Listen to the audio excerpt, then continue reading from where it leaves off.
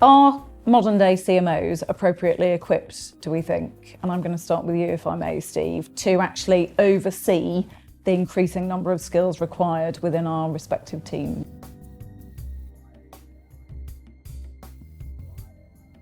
So I think it's a real challenge for the skills of the CMO themselves as well as their teams. So we are seeing significant advancements with digital technology, whether it be predictive lead scoring, whether it be artificial intelligence underpinning predictive, whether it be the introduction of new technology that's all going to be voice activated like Alexa and things like that, changing traditional browsers through to traditional things like AdWords and so on. If we aren't skilled, we aren't able to maximize performance of our suppliers or of our teams.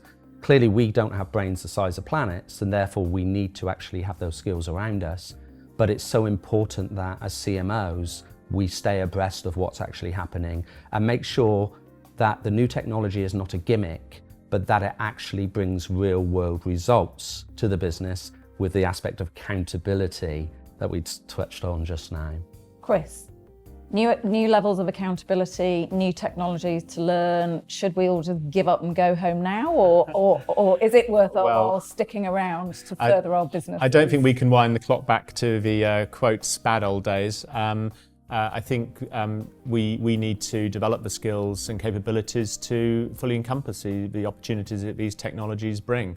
And going back to the point about marketing being a profession, I think there are actually too many people who actually have got to quite senior roles in marketing without any form of formal training. I'm sure many have seen the quite entertaining and combative Mark Ritson videos and commentary on this recently. So I think we should be bringing in young talent, people with marketing skills. We should be nurturing them and encouraging continuous development and helping them foster the skills they need to develop the ability to support all these new digital models, the new tools and so on which are coming. Good, thank you. Abi, how do you see it in the ongoing debate as to how we stay abreast of latest technologies and should we stick it out or not? I think it's definitely worth sticking out. I think I've spoken to so many really talented marketers who, one of the things that I think a marketer naturally does best is they're a bit of a chameleon. They're a bit of they're adaptive, and I think that a lot of people out there are adapting to new technologies. They're adapting to new structures. They're adapting to have to pick up global, and generally they are working their way through that. You obviously have to surround yourself by a strong team, and preferably ones where the best teams are ones where they complement each other as opposed to just being yourself 5 times over.